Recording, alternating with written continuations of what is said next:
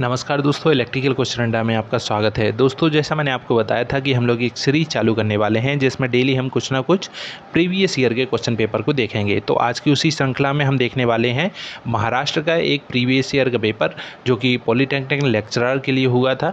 और चलिए शुरुआत करते हैं। इसमें बहुत सारे अच्छे क्वेश्चन आपको देखने को मिलेंगे। तो डेली आपको कुछ ना कुछ नए क्वेश्चन पेपर सॉल्व करते जाना है जब तक कि आपका पेपर आने ही जाता है ना। तो पहला क्वेश्चन की हम शुरुआत करें। पहला क्वेश्चन हमसे पूछा है, विच one of the following is not a primary energy source. Primary energy sources इसमें से कौन सा नहीं है? तो कोल हमारा प्राइमरी एनर्जी सोर्सेस है, बायोगैस भी ये प्राइमरी एनर्जी सोर्सेस है, नेचुरल गैस होता है और ऑयल भी जो होता है हमारा प्राइमरी एनर्जी सोर्सेस होता है। पर हमारा इलेक्ट्रिसिटी जो है वो प्राइमरी एनर्जी सोर्सेस नहीं है। दूसरा जो हमसे कई बार क्वेश्चन पूछ लिया जाता है कि रिन्यूएबल एनर्जी सोर्सेज कौन कौन से हैं, तो सोलर, विंड और जियोथर्मल एनर्जी, ऐसे बहुत सारे जो रहते हैं वो रिन्यूएबल एनर्जी सोर्सेज के बारे में आती है। तो ये तो जस्ट बेसिक सा हमारा क्वेश्चन हो गया। दूसरे क्वेश्चन पर हम जाएं तो inexhaustible energy sources are non age. तो जो हमारे रिन्यूएबल एनर्जी सोर्सेज के रहते हैं, चाहे सोलर हो, विंड हो, है ना, जियोथर्मल हो, ये सभी जो हमारे आते हैं ये रिन्यूएबल एनर्जी सोर्सेज में आते हैं जो कि इन एग्जॉस्टेबल होते हैं, है ना। अब हम थर्ड क्वेश्चन की ओर जाएं। As per the energy conservation act 2001 the appointment of the bureau of energy efficiency manager is mandatory for. तो ये सबसे पहले तो एक क्वेश्चन आपका यहाँ से बन जाता है। व्यापम सब इंजीनियरिंग में ज़्यादातर आप देखेंगे थ्योरेटिकल क्वेश्चन आपको देखने को मिलेंगे। तो इस टाइप के क्वेश्चन भी आपको याद रखना है कि एनर्जी कंजर्वेशन एक्ट किस ईयर में आया था। तो ये 2001 में आपका एनर्जी कंजर्वेशन एक्ट आया था। इस एक्ट के अकॉर्डिंग आपको एक एनर्जी इफिशियंसी मैनेजर रखना पड़ेगा। किसके लिए? डिजिग्नेटेड कंज्यूमर के लिए। ऐसे कंज्यूमर जो होंगे उनके लिए आपको एनर्जी इफिशियंसी मैनेजर रखना मैंडेटरी है। नेक्स्ट क्वेश्चन पर हम जाएं। Energy consumption per unit of GDP is called. ये क्वेश्चन दोस्तों कई बार पूछा गया है, एसएससी में भी कई बार देखने को मिला है। तो energy consumption per unit of GDP is known as energy intensity, है ना। तो इसका सही आंसर क्या होगा? बी। एनर्जी इंटेंसिटी को ही हम energy consumption per unit of GDP बोलते हैं। फिफ्थ नंबर पर हम जाएं। Which one of the following is not a designated consumer according to energy conservation act 2001। 2001 के एनर्जी कंजप्शन एक्ट के अकॉर्डिंग ऐसे कौन से कंज्यूमर हैं जो डिजिग्नेटेड कंज्यूमर नहीं हैं? फर्टिलाइज़र जो इंडस्ट्रीज़ हैं, सीमेंट इंडस्ट्रीज़ हैं, है ना, एल्कलीज जो इंडस्ट्रीज़ हैं, ये सभी हमारे डिजिग्नेटेड कंज्यूमर की श्रेणी में आते हैं। जबकि हमारा न्यूक्लियर पावर स्टेशन जो है ये कोई कंज्यूमर नहीं है, ये तो एक सप्लायर है ना। तो यहाँ पर जो आंसर हो जाएगा आपका न्यूक्लियर पावर स्टेशन आपका डिजिग्नेटेड कंज्यूमर नहीं है। तो थोड़ा सा इसमें यदि आप कॉमन सेंस का भी इस्तेमाल करें तो इस टाइप के क्वेश्चन का आंसर दे सकते हैं। पर लेकिन जैसे आपसे पूछ लिया कि एनर्जी कंजप्शन एक्ट किस ईयर में लागू हुआ था, तो इसमें आप कॉमन सेंस भी नहीं लगा पाएंगे। तो ये 2001 में आपका लागू हुआ था। 6 नंबर पर आपसे पूछा है कि the steady state value of the current in the given circuit. आपसे एक सर्किट दिया हुआ है, 16 वोल्ट की सप्लाई है आपको यहाँ पर, है ना। आपसे एक रेजिस्टेंस दिया है, आपसे पूछा है कि स्टडी स्टेट में इसमें करंट कितना होगा। तो आपको पता है दोस्तों कि इंडक्टर जो होता है वो इनिशियली आपका ओपन होता है, लेकिन स्टडी स्टेट के केस में आपका जो इंडक्टर होता है वो शॉर्ट सर्किट के जैसे बिहेव करता है। तो आपका जो इंडक्टर यहाँ पर लगा हुआ है इसकी ये शॉर्ट हो जाएगा। तो यहाँ पर इसका कुछ मतलब अब निकलता नहीं है ना। तो अब आपका इसमें से करंट कितना होगा ये आप इजीली निकाल सकते हैं। 16 डिवाइडेड बाय इसका रेजिस्टेंस कितना है, 4 ओम दिया है, तो ये आपका 4 एम्पियर जो होगा यहाँ पर आपका करंट देखने को मिल जाएगा। तो इसका सही आंसर कितना होगा? वो होगा दोस्तों आपका 4 एम्पियर। नेक्स्ट क्वेश्चन पर हम जाएं। आपसे पूछा है द गिवन सर्किट रिप्रेजेंट तो ऐसा कौन सा फ़िल्टर है जो आपका ये सर्किट शो कर रहा है।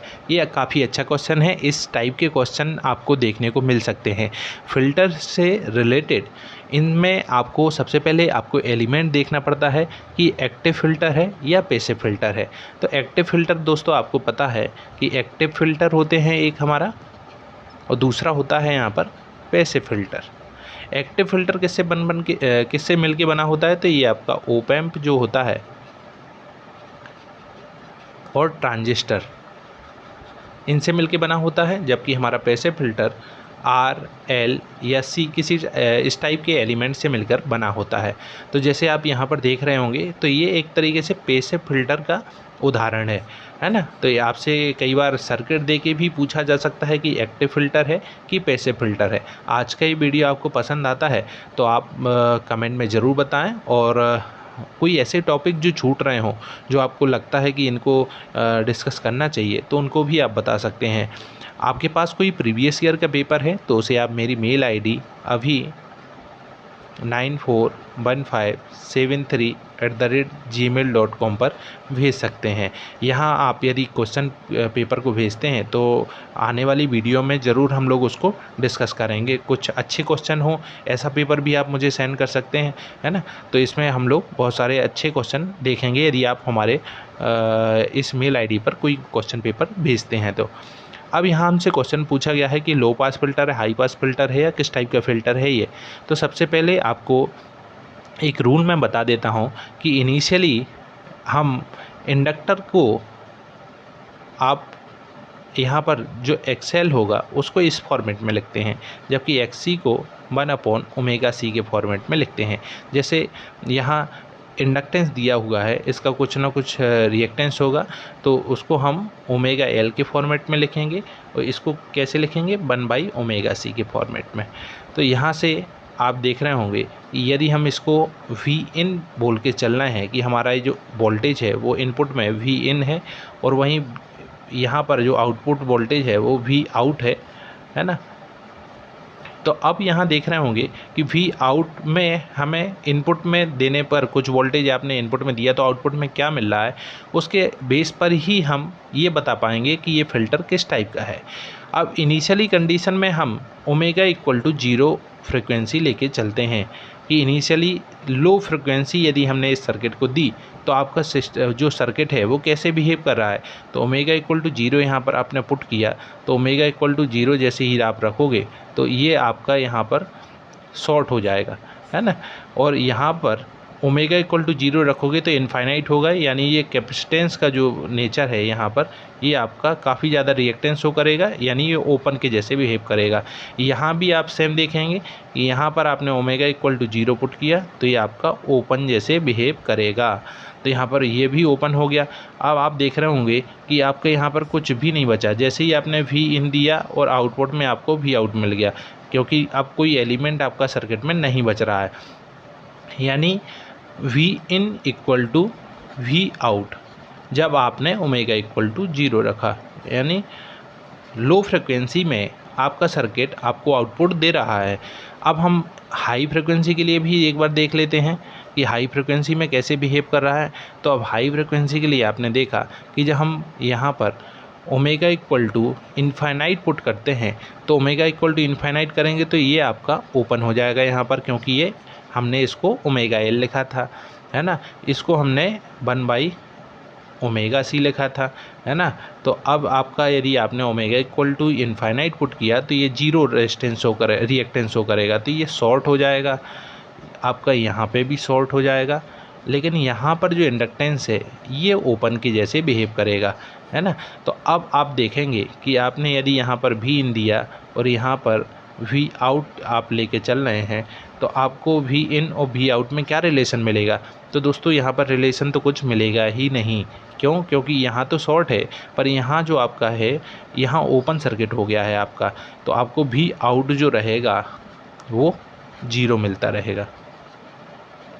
आपका वी इन भले ही कुछ भी हो जाए, लेकिन आपका वी आउट हमेशा 0 रहेगा। यानी आप एक निष्कर्ष पर यहाँ से पहुँच गए हैं कि आपका सर्किट लो फ्रिक्वेंसी के लिए तो उसको आपका आउटपुट मिल रहा है, पर हाई फ्रिक्वेंसी में जब आपने omega equal to infinite put किया तो आपका वी आउट 0 हो गया। यानी इसको हम सर्किट के थ्रू भी देख सकते हैं कि आपका वी आउट जो है वो इनिशियली कंडीशन में तो मिल रहा है, पर आउटपुट में जब आपकी ओमेगा इक्वल टू इन्फिनिट की ओर हम जा रहे हैं तब यहाँ पर हमें कुछ भी आउटपुट नहीं मिल रहा है। तो ये लो पास फिल्टर का वो एक उदाहरण है ना। तो इसका सही आंसर क्या हो जाएगा आपका लो पास फिल्टर, ऑप्शन होगा फर्स्ट। ऐसे ही कई क्वेश्चन और भी पूछे जाते हैं, यदि आप समझना चाहें तो एक और क्वेश्चन मैं अच्छा आपको बता देता हूँ। जैसे एक सर्किट आपको कोई दिया हुआ है, जैसे कि एक इंडक्टेंस है, एक रेजिस्टेंस भी है यहाँ पर, और एक और रेजिस्टेंस ऐसा ऐड है। क्योंकि फ़िल्टर से रिलेटेड कई बार मैंने क्वेश्चन देखे हैं जो लगातार पूछे रहते हैं और आप इजीली इनको बता सकते हैं। बस सर्किट को देख के आपको डरना नहीं है कि ये कुछ डेंजर से सर्किट आपको दिखाई पड़ रहा है। जैसे आप देखेंगे ये एल है, ये आपका कोई रेजिस्टेंस है, ये यहाँ पर R1 है, ये यहाँ पर R2 है, और ना, और यहाँ पर एक कैपेसिटेंस आपको दिया हुआ है। अब आपसे पूछा है, ये मान लीजिए वी इन है, ये आपसे वी आउट है। इसको आप मुझे कमेंट में ज़रूर बताइए कि ये किस टाइप का फ़िल्टर है। इसको आप देखकर डरे नहीं दोस्तों, क्योंकि ये एलिमेंट है, कोई इतनी भयंकर चीज़ नहीं है। आपको जस्ट यहाँ पर एक बार आपको ओमेगा इक्वल टू 0 पुट करना है, एक बार आपको omega equal to infinite put करना है। तो थोड़ा सा मैं क्लू दे देता हूँ आपको। ओमेगा इक्वल टू 0 पुट करोगे जब आप, तो यहाँ पर ये शॉर्ट हो जाएगा, है ना, ये आपका शॉर्ट हो जाएगा, और ये यहाँ पर आपका ओपन हो जाएगा। इस केस में आप देखेंगे कि यहाँ पर कितना वोल्टेज मिल रहा है आपको, है ना, और फिर आप omega equal to infinite put करेंगे तो ये आपका यहाँ से शॉर्ट हो जाएगा और ये यहाँ से ओपन हो जाएगा। तो उस केस में आपको यहाँ पर आउटपुट वोल्टेज क्या मिल रहा है, आपको कमेंट में ज़रूर बताना है कि लो पास फिल्टर है कि हाई पास फिल्टर है या बैंड पास फिल्टर है। यदि इनमें कुछ डाउट रह जाता है तो आप बता भी सकते हैं। मैं एक फ़िल्टर पर वीडियो बना दूंगा, जिससे आप इसके 2-3 मेथड और भी होते हैं। जैसे आप हमने यहाँ पर omega equal to 0 infinite put करके देखा। दूसरा एक केस होता है जब आप इसको ट्रांसफ़र फंक्शन से भी देख सकते हैं। जैसे ट्रांसफ़र फंक्शन आपने पुट किया तो ट्रांसफ़र फंक्शन में जो पोल की स्थिति रहती है ना, जो एस की वैल्यू निकल कर आती हैं, उनके बेस पर भी आप इसको बता सकते हैं कि लो पास फिल्टर है या हाई पास फिल्टर है। पर इजी मेथड यही पड़ती है, ओमेगा इक्वल टू 0 और ओमेगा इक्वल टू इन्फिनिट। इससे आप इजीली और जल्दी बता सकते हैं, है ना। तो जैसे यहाँ पर ये क्रिटिकल थोड़ा सा सर्किट दिख रहा है, इसमें आप ट्रांसफ़र फंक्शन निकालेंगे तो आपको दिक्कत होगी थोड़ा सा, और यदि आप omega equal to 0 infinite put करेंगे तो ईजीली आपको इसका आंसर मिल जाएगा। ये IES का क्वेश्चन है, अच्छा क्वेश्चन है और इजी भी है काफ़ी। तो कमेंट में इसका आंसर ज़रूर बताइए। नेक्स्ट क्वेश्चन है हमारा, विच one of the following statement defines the difference between an ideal voltage source and ideal current source. कल ही मैंने जो प्रीवियस वीडियो डिस्कस किया था उसमें बताया था कि आइडियल करंट सोर्स और आइडियल वोल्टेज सोर्स में क्या डिफरेंस होता है। आइडियल करंट सोर्स जो हैं आपके, उनमें जो रेजिस्टेंस है उसके बारे में आपको बताया भी था मैंने कि आपका जो अमीटर है उसका रेजिस्टेंस काफ़ी कम होता है या 0 मान सकते हैं, और आपका जो करंट सोर्स होता है उसका इनफाइनाइट होता है। उसी तरीके से वोल्ट मीटर का जो रेजिस्टेंस होता है वो काफ़ी ज़्यादा हाई होता है, जिसे हम इनफाइनाइट ले सकते हैं, जबकि हमारा वोल्टेज सोर्स का जो रेजिस्टेंस होता है वो काफ़ी ज़्यादा कम होता है। तो यहाँ से आपको उन पॉइंट्स को पढ़ना है और आप देखेंगे कि आपका केवल ऑप्शन ऐसा बी बचता है जहाँ पर बोला गया है कि output voltage of ideal constant voltage source remain constant irrespective of the current drawn. तो ये ऑप्शन भी सही है इसका, है ना। दूसरा पहला जो ऑप्शन दिया है कि आइडियल करंट सोर्स है 0 इंटरनल रेजिस्टेंस, तो ऐसा नहीं है। आइडियल करंट सोर्स जो होता है वो इनफाइनाइट रेजिस्टेंस आपका रखता है। लेकिन जो आइडियल वोल्टेज सोर्स होते हैं उनमें आपका करंट भले ही डाउन होता जाए पर आपका जो वोल्टेज होगा वो हमेशा कांस्टेंट ही बना रहता है। तो इसे हम कांस्टेंट वोल्टेज सोर्स कहेंगे, है ना। नेक्स्ट क्वेश्चन पर हम जाएं। According to the Thevenin's theorem given network can be representative by. तो यदि थेवेनिन थ्योरम्स के अकॉर्डिंग आपसे पूछा है तो आप इसमें देखते हैं कि एक तो VTH दिया रहता है, निकालते हैं जैसे हम, और एक RTH होता है जिसे हम थेवेनिन रेजिस्टेंस बोलते हैं, है ना। तो इस टाइप से हम लास्ट में उसको रिप्रेजेंट करते हैं, यानी एक वोल्टेज सोर्स होता है और उसके सीरीज़ में एक रेजिस्टेंस होता है। वहीं नॉर्थेन्स थ्योरम की हम बात करें तो यहाँ पर एक हमारा करंट सोर्स होता है और यहाँ पर एक रेजिस्टेंस उसके पैरेलल में लगाया होता है। तो ये नॉर्थन्स थ्योरम में रिप्रेजेंट ऐसे करते हैं और थेवेनिन्स थ्योरम में हम इस तरीके से रिप्रेजेंट करते हैं। तो इसका सही आंसर क्या होगा? ये single voltage source with a series resistance. Next question है, what should be the value of Rx so that the power dissipated is maximum. काफ़ी अच्छा क्वेश्चन है। आप देखिए सर्किट थोड़ा सा आपको क्रिटिकल सा दिख रहा होगा। यहाँ आपसे पूछा है कि इस Rx में मैक्सिमम पावर क्या होगी, P मैक्स पावर जब डिसिपेट होगी तब यहाँ पर इस रेजिस्टेंस की वैल्यू क्या होगी। यानी ये वेरिएबल रेजिस्टेंस है, एक तरीके से हमसे पूछा है कि वो वेरिएबल रेजिस्टेंस कितना होगा जब यहाँ से मैक्सिमम पावर डिसिपेट होगी। तो इस केस में हम देखे चलते हैं कि हम इसको हम थेवेनिन्स के फॉर्म में रिप्रेजेंट करते हैं। RTH यदि आपने यहाँ पर कैलकुलेट कर दिया तो RTH ही वह रेजिस्टेंस होगा जब यहाँ पर मैक्सिमम पावर डिसिपेट होगी। तो Rx जब RTH के बराबर हो जाएगा तब आपकी मैक्सिमम पावर डिसिपेट होगी। अब हम इसको कैसे कैलकुलेट करें, तो आपको यहाँ देखना है कि सबसे पहले जब हम थेवेनिन के केस में वोल्टेज सोर्स को तो शॉर्ट कर दिया करते थे, है ना। तो इसको हम शॉर्ट कर देंगे। अब यहाँ देख रहे होंगे कि ये वाला रेजिस्टेंस और ये वाला रेजिस्टेंस ये पैरेलल में आ गए, ये वाला रेजिस्टेंस और ये वाले रेजिस्टेंस भी पैरेलल में आ गए। तो अब यहाँ पर जो हमें इन टर्मिनल पर जो रेजिस्टेंस मिलेगा उसको ही हम RTH बोलेंगे, क्योंकि हम यहाँ RTH कैलकुलेट कर रहे हैं। ये आपने इसको हटा दिया तो यहाँ पर जो इसके ओपन टर्मिनल पर जो रेजिस्टेंस मिलेगा वही आपका RTH होगा। अब हमें इसको सॉल्व करना है तो इन दोनों को आपका पैरेलल कॉम्बिनेशन, इन दोनों का भी पैरेलल कॉम्बिनेशन, तो यहाँ पर आप कैलकुलेट करेंगे 7.1 इंटू 5.2 डिवाइडेड बाय 7.1 प्लस 5.2। तो ये तो आपका इस ब्रांच का आ गया। ऐसे ही इस ब्रांच के लिए भी आप लिखेंगे तो यहाँ पर होगा 10.9 इंटू 19.4 डिवाइडेड बाय 10.9 प्लस 19.4। इसको आप सॉल्व करेंगे तो आपका जो आंसर आ जाएगा वो निकल कर आएगा 10 किलो ओम, है ना। तो थोड़ा सा कैलकुलेशन में आपको यहाँ पर डिफ़िकल्टी फेस होगी, पर अप्रॉक्सीमेट आप निकालोगे तब भी आप ऑप्शन से इसके आंसर को लगा सकते हैं, है ना। तो ऐसे क्वेश्चन भी नहीं हमको छोड़ना है एग्जाम में कि आपको थोड़ा सा क्रिटिकल सर्किट देखा और आपने उसको छोड़ दिया। ये इजी रहते हैं क्वेश्चन, बस थोड़ा सा ध्यान आपको लगाना है उसमें, है ना। तो इसका सही आंसर क्या हो जाएगा? 10 किलो ओम रेजिस्टेंस। एक आपसे अगला क्वेश्चन दिया है, यहाँ आपसे नेटवर्क के क्वेश्चन आप देख रहे होंगे काफ़ी अच्छे देखने को मिल रहे हैं, है ना। The number of nodes and the branch in the circuit above are.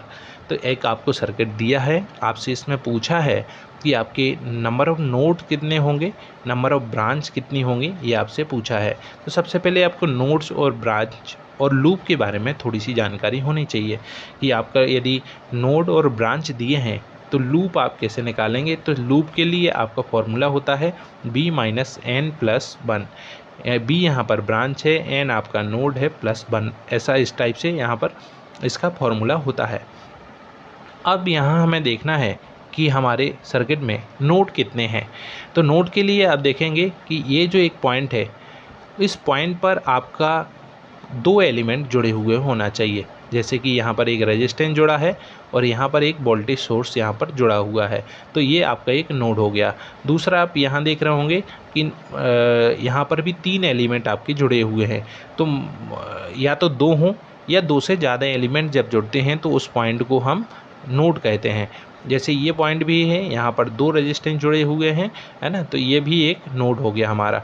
अब यहाँ पर आप देखेंगे कि ये हमारा नोड है कि नहीं है। तो यहाँ पर भी आप देखेंगे कि एक आपका ये रेजिस्टेंस जुड़ा है, एक आपका ये रेजिस्टेंस जुड़ा है और यहाँ से एक वोल्टेज सोर्स जुड़ा है, तो ये भी एक नोड है। तो नंबर ऑफ नोड यहाँ पर कितने हो गए आपके? नोड हमारे हो गए हैं 4 नोड। ये आपने कैसे बोल दिया कि नंबर ऑफ 2 एलिमेंट या मोर देन 2 एलिमेंट जब किसी पॉइंट पर जुड़ते हैं तो उसे हम नोड कहते हैं। अब हमसे पूछा है ब्रांच कितनी होंगी, तो ब्रांच किन्हीं भी दो जॉइंट्स के बीच में एक एलिमेंट यदि मिलता है तो उसे हम ब्रांच कहते हैं। अब इसमें हम देखेंगे तो ब्रांच आप कैसे कैलकुलेट करेंगे, जैसे कि एक तो ये ब्रांच हो गई, आपका एक एलिमेंट है, यहाँ पर एक एलिमेंट ये है और साथ में इसके दो जॉइंट भी दिए हुए हैं। एक एलिमेंट आपको ये है, एक एलिमेंट ये है और एक एलिमेंट ये है। तो 1 2 3 4 और 5 यानी टोटल आपके 5 यहाँ पर ब्रांच यहाँ पर शो हो रही हैं। आपको यहाँ पर ऑप्शन देखेंगे तो ऑप्शन यहाँ पर शायद गलत दिए हुए हैं और यहाँ जो सही आंसर होगा वो होगा 4 नोड और 5 ब्रांच यहाँ पर होंगे। लूप के लिए हम बात करें तो लूप इक्वल टू होता है b minus N plus 1। Branch कितनी है आपकी, वो निकल कर आई 5 माइनस का n आपके नोड प्लस 1, तो आपके 2 लूप्स यहाँ पर देखने को मिलेंगे। तो ये कुछ क्वेश्चन थे जो लगातार आपसे पूछे जाते हैं। आज इसमें जो फिल्टर का क्वेश्चन था वो काफ़ी अच्छा था। तो कुछ ना कुछ आपको सीखने को यदि मिला हो तो आप इस वीडियो को लाइक कर सकते हैं और चैनल पर नए हैं तो चैनल को सब्सक्राइब कर लीजिए, जिससे कि आने वाले नोटिफिकेशन आपको मिलते रहें। Thank you.